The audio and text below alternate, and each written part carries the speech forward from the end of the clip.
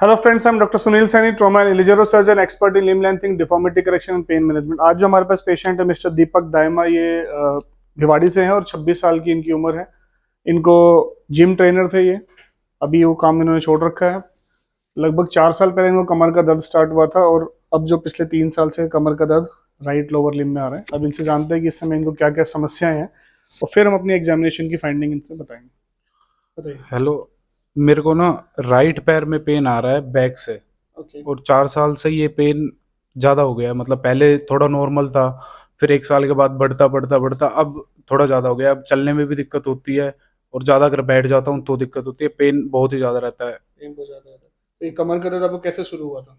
ये कमर का दर्द जिम के टाइम मैंने स्क्वाट्स करते टाइम मेरे को बैक में इंजरी हुई थी। वहाँ से तो कुछ दिन के बाद इंजरी पेन किलर वगैरह ना खाने से वो तो ठीक हो गई, बट वो फिर कुछ दिन के बाद राइट पैर में पेन आना स्टार्ट हो गया। आपको पैर में झंझनाहट, सुनपन, भारीपन ये सब कुछ थोड़ा लगता है? भारीपन रहता है और चलने में मतलब ज़्यादा जब ये स्टार्ट हो जाता है तो दिक्कत ज़्यादा रहती है, फिर चला नहीं जाता। थोड़ी दूर चलने के बाद ऐसा होता है कि बैठ जाओ, ओके। रेस्ट करो। थोड़ी दूर चलने के बाद आपको ऐसा लगता है रेस्ट करना है। हाँ, अब रेस्ट। कोई पुलिंग सेंसेशंस, खिंचाव हमेशा आपको ऐसा लगता रहता है कम? खिंचाव तो ये जो पीछे से नस है ये ऐसा होता है कि जैसे पकड़ के खींच के बिल्कुल टाइट खींच रहा है, चलने नहीं देती। मतलब बट पे इतना प्रेशर आ जाता है कि मूव करा ही नहीं जाता है, मूव करेंगे। फिर रेस्ट का हो सो जाता बट के ऊपर बहुत प्रेशर आया था बिकॉज शार्टिंग नर्व ओरिजिनेट करती है बट से ही और फिर थाई के बैक पे जाके बटक से ओरिजिनेट करते हुए it will go back to thigh and then ankle से होती हुई नीचे की तरफ चली जाती है। तो टिपिकली जो पेशेंट सिम्टम्स बता रहे हैं इट्स आर ऑफ शैटिका, कि ये बिल्कुल मूव नहीं कर पाते हैं।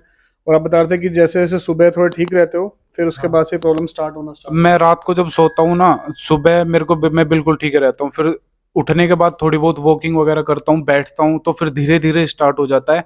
और एट द एंड मतलब शाम तक तो बिल्कुल इतना हो जाता है कि मूव भी नहीं करा जाता। फिर तो बेड पे जाके लेटना ही पड़ता है। है। So I have examined him और अभी इनका there is no tenderness over the spine. कमर में अभी इन सब में कोई भी टेंडरनेस नहीं है क्योंकि 3-4 साल से इनको तकलीफ हो रही है, तो कमर का काफी मामला सेटल्ड है। His SLRT is 20-30। एक बार मैं लिटा के इनको एग्जामिनेशन करते हैं। ये पिलो निकाल दीजिए, आराम से लेट। प्रॉब्लम इनकी पूरी की पूरी राइट की तरफ है। पहले हम लेफ्ट को लिफ्ट कर रहे हैं। इसको उठाइए, कोई खिंचाव लगे तो बताना। ठीक है, यहाँ तक कोई इशू ही नहीं है। इसमें जैसे खिंचाव लगने लगे बताना। यहाँ से स्टार्ट हो जाता है, इट्स लाइक 30। इससे ऊपर जाता हूँ बढ़ रहा है बहुत ज्यादा, बढ़ने लग जाता है। अभी रिलैक्स हो गया। सो SLRT is only 30।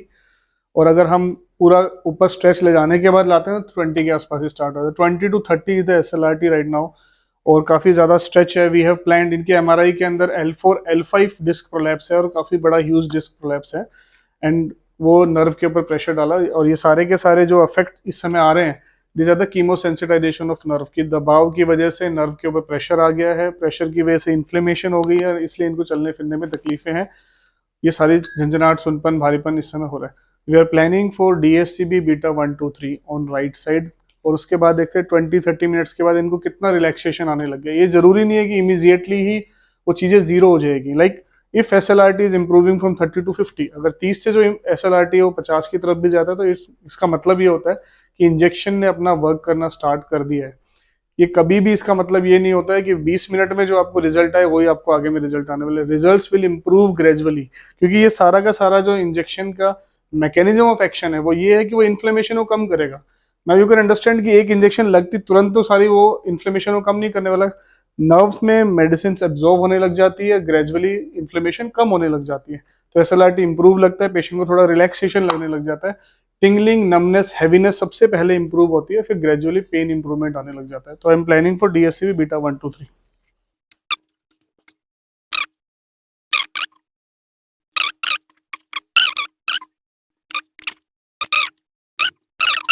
So have injected beta 1-2-3 on right side. अब 20 to 30 मिनट्स के बाद देखेंगे कितनी SLRT में इंप्रूवमेंट आ रही है, पेशेंट को कितना रिलैक्सेशन फील हो रहा है।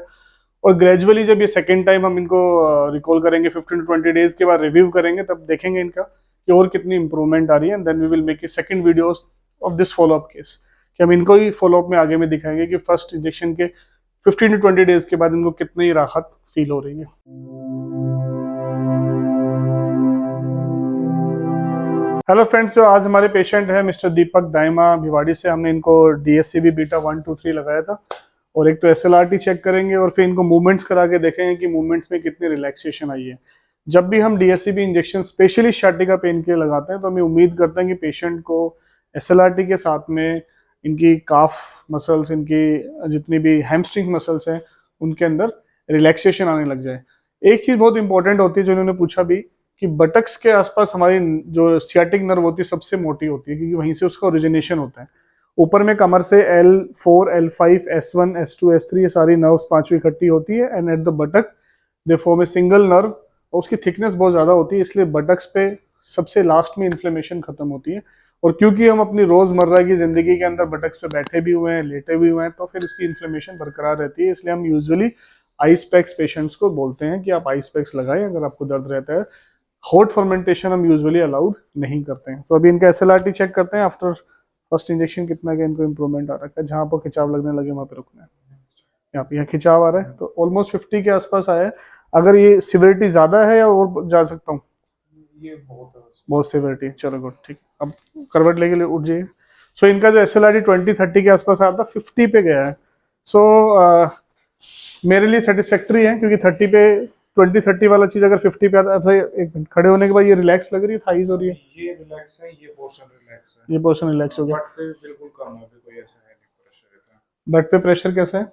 जैसा आप जो बोल रहे थे ना, प्रेशर आपको फील होता है वो बटक पे और यहाँ से ठीक है, अभी यहाँ पे और यहाँ पे इतना प्रेशर नहीं है, बस थोड़ी झंझनाहट है ना वो एडी में।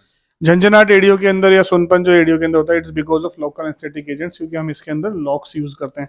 सो जो पहले प्री इंजेक्शन और पोस्ट इंजेक्शन में क्या फर्क नजर आ रहा होगा अभी आपको? पहले तो थोड़ा खिंचाव था, वो रिलैक्स हो गया, जैसे पूरी नव हो जाती है ना बिल्कुल रिलैक्स, अब थोड़ा अच्छा फील हो रहा है। रिलैक्सेशन हाँ, आपको फील हो रहा है कि आप पैर थोड़ा सा नॉर्मल हाँ, सा ये थोड़ा मतलब पीछे। सो ये मोस्ट कॉमन जो हमें रिजल्ट्स इमीडिएट मिलते हैं उसमें दो ही चीजें होती हैं, कि आपकी 15, 20, 30 डिग्री इंप्रूवमेंट इन एसएलआर, और दूसरा चीज होता है हमारे रिलैक्सेशन हो जाना मसल। जितनी ज्यादा ड्यूरेशन होती है, जैसे इनका 3 साल से पैर में दर्द चल रहा है, तो जितनी ज्यादा ड्यूरेशन होती है उतनी ज्यादा नर्व में इन्फ्लेमेशन होती है। और एक्यूट जो पेशेंट्स आते हैं, जैसे हमारे पास कोई पेशेंट्स ऐसे आते हैं कि मेरे को 5 दिन से, 15 दिन से, 20 दिन से होता है, तो उनके अंदर एसएलआरटी इवन 20-30 वाली एसएलआरटी 70 पे भी चली जाती है। So I am satisfied with कि 20 डिग्री इनकी एसएलआरटी इंप्रूवमेंट हो रही है, और इनका बटक्स पे, थाई पे और काफ पे इनको रिलैक्सेशन फील हो रही है ना। थोड़ा घूम के आप देखो कि अब पहले से और अभी में